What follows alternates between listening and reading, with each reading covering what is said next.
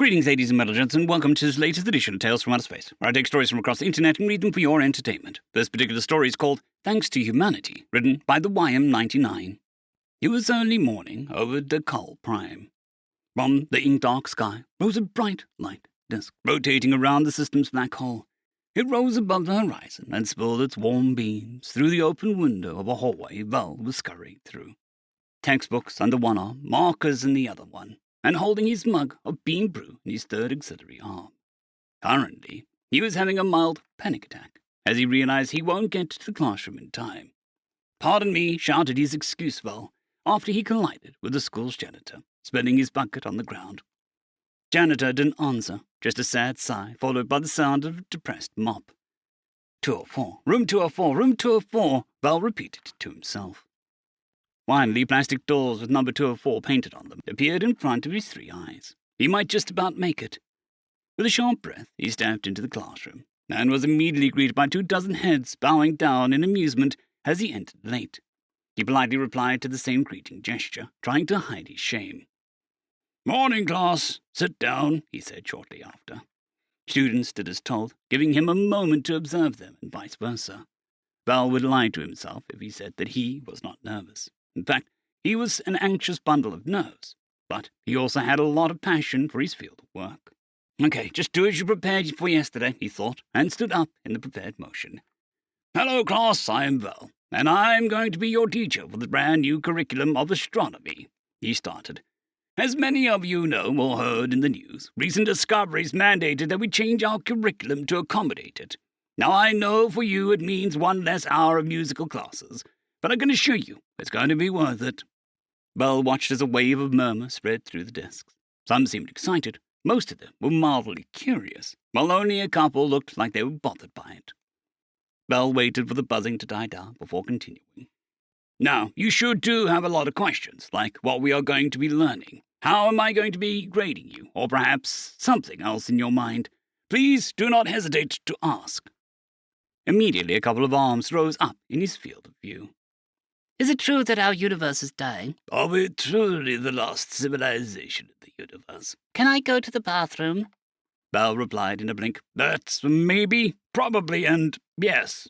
He glanced his eyes around the students, all waiting for answers. "You see, it's complicated. I think it would be for the best if we took it from the beginning. Now, who can tell me a detailed summary of our planet, mainly how it formed and how old it is?" A girl in the front desk stood up to answer. "The Yaba was formed 5 billion years ago around the central black hole. It was formed from an interstellar debris that was caught up in its gravity well. It is orbiting an accretion disk just in the right distance for liquid water to exist in its surface, perfect for life to evolve on it." Vel smiled and nodded. "That is correct. What is your name?" "Tel," she replied. "Thank you, Tel. You get yourself an A," he observed as she seated herself back, pretty smug about herself. Vel then continued his class. "Anyway, you probably already know what a miracle our planet is. Even though we observed some other black holes and quasars, we never found any evidence of another planet. All we ever saw was darkness and empty void. Nothing else. Of course, we had our theories on how the universe came to existence, but be it religious or scientific, only thing both agreed on is that our universe is old. Really, really old." "How old?" asked another student. "So old that there are not enough atoms in it to represent all the zeros," he replied. "Like billions upon billions and billions of zeros. And that does not even come close." They visibly struggled to perceive it, so he gave them an example. "In terms of black holes' lifespans, many of even the supermassive ones dwindled, and our own one will perish in a couple dozen billion years. The universe has existed roughly hundreds of times the lifespan of those." Then another student raised his voice, this one sounding annoyed and bothered, like Vel just stole his lunch. "So, what does it have to do with us?" Vel gave him a side-eye. This one seemed like trouble. "Well, it means we can't really grasp or imagine what the universe was before all of it. What the early universe looked like, what gave birth to our planets and black holes. For our entire existence, we couldn't even fathom what reality used to be. There were hints and glimpses, but it was like trying to put together a shattered glass." Vel then dramatically took a breath And then, a year ago, the answers arrived to us. Cal frowned. The archive. Please, everyone knows it's a hoax created by the government. Now that struck a nerve with Val. His head snapped towards the student. That's a lie, young man. The archive is a real alien probe that seeked out our planet and landed in the ocean for us to retrieve it. Cal seemed offended. That is bullshit. Aliens don't exist. God is real. The big pharma is using vaccines to control our brains. Now even the classmates rolled eyes at him. Val was mostly frozen in disbelief. That's an interesting opinion. Who taught you that? Dad, replied Cal. Unlike you, he is using the real sources. Cal, for the love of Pap, shut up, said Tull. Cal wanted to start to argue, but Val stopped it. Silence, both of you! Don't force me to write you attention. It was more aimed towards Cal, but Val couldn't side with anyone and needed to remain neutral. It did the trick, however, and Cal grumpily slumped over his chair, no longer paying attention to Val. Where were we? All right, the archive, he said. It is impossible to share with you all the knowledge it contained, but I can muster a quick summary. Ancient race, probably one of the first to ever exist, who called themselves humans, created that probe. Everything they ever knew and learned, they stored into it. Culture, physics, mathematics, astronomy. And thanks to them, we knew what the universe used to be like. What a star looks like. How galaxies spun. What a night sky they could see. Now he had the attention of everyone in the class, except Cal, who has his eyes resentfully locked on his handheld computer device. It is probably better that I show you, smiled Val like a child, and activated the projector in the classroom. An image appeared. It seemed like a work of fiction. It depicted a night sky in high detail, covered in millions of bright dots. Some were brighter than others. Some had different hues. Some were grouped closely, others not. But yet, there they were, cluttering the view. These dots you see are stars, real stars. They don't exist anymore. Only our mathematical models suggest they could be possible. Now, we have evidence as to our theories being correct. Is that what they used to see? Someone breathed out in astonishment. Indeed, and they used to travel between them. Val then put up the next picture. It was that of a space vessel, probably from the early era of their space exploration, considering its primitive ruggedness. It looked like something between a plane and a rocket, in black and white coating.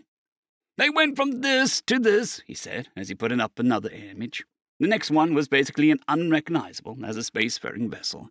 It was just a large cylindrical object. It had no visible propulsion, except some odd rings evenly distributed along its length. Around it, hundreds of other craft could be seen, all too alien for them to even discern their purpose or propulsion. Can you tell us about the stars? Another student asked. No, of course, I said Val, and projected a picture of one. Stars were in essence balls of plasma, consisting of hydrogen and helium. Their immense size and gravity forced fusion of these elements, creating heat and pressure. More pictures of them flashed on the screen. They were very varied, from their colors to their size. There were billions of them, and grouped together they formed something called a galaxy. Another picture, this time of a spiraling entity made out of stars. It was fascinating to watch. The individual arms, the tints and the disk, to the center of it, shining like a beacon in the dark void. And yet, it was not alone, for there were many others like it in the picture. But what happened? Why are they not here anymore? Did you know how I said the universe is old? Well, stars need fuel to run, just like a car. Once they run out, they die. And just like with our fossil fuels, there is a finite supply of it. It took billions and billions of years, but over time, every bit of hydrogen got depleted or sucked in by a black hole. Stars stopped their life cycle. Old stars died, and there were no new ones to replace them. We are not sure when the lost star died, but it was long, long before our planet even existed. And humans? asked Tull. Bell sighed. They, perished too. Their civilization lasted for millions of years, but even they couldn't escape the march of time. They seeded life across their galaxy, built immense megastructures around stars and black holes. even an artificial ring world spanning across an entire star system. At last, as they could see their time was coming to an end, they built these probes. They built them in the hope that even long after they will be gone, they could still help those in need and be remembered. After them, there existed countless billions of other alien civilizations, each around their star, guarding them, built on the shoulders of humanity. They too lived and died, and as the stars started to vanish, so did the aliens and life itself. And now, life simply does not exist in our universe anywhere. We might very well be the last civilization to ever exist. A realization hit them. He knew that feeling. Everyone hoped that they were not alone, that there was someone out there to reach to connect to. But they were too late. They arrived at the empty house, and it was up to them to close the door and turn off the lights. I realize this is a bit of a heavy topic, so do you want me to close on something hopeful? Everyone turned their eyes back to Bull. We've not decrypted everything from the probe yet. The photos you saw are approximately 0.0002% of all data contained. There seems to be some kind of lock in it, tied to the sensors of the probe, possibly a safeguard, as I can imagine we could destroy ourselves with advanced knowledge like that. However, what was not encoded was a message at the end. If you don't mind, I want to read it. Bell brought his handheld device and read it to them. To whomever finds this message, to whoever discovers our Messiah, you might live in a dark place with no future ahead of you, full of inky void and cold vacuum filled with dead and rot. But fear not, for we are with you. We always will be. We left you great gifts to guide you through this time, and a promise of hope is encrypted aboard. We believe in you. We believe you will see the gleaming stars, spinning galaxies, and bright nebula. That you will see planets full of life, green grass and blue oceans illuminated by warm yellow sun. We promise you, we will meet you on the other side, and we will guide you through the wonders of all universes. We can't wait for the day to meet you. Humanity. End of story.